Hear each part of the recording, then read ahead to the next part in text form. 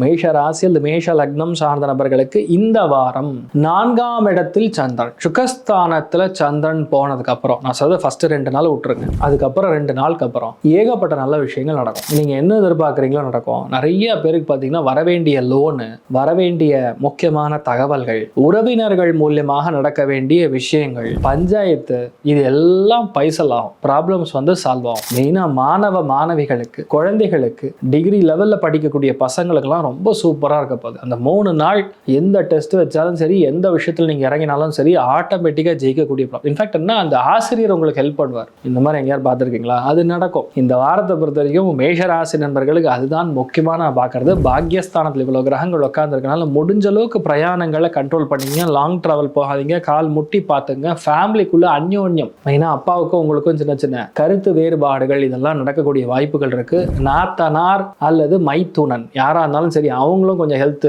அவங்க ஃபேமிலி சுச்சுவேஷன்லாம் கொஞ்சம் சரியில்லைன்னு சொல்லலாம். கவனம் தேவை.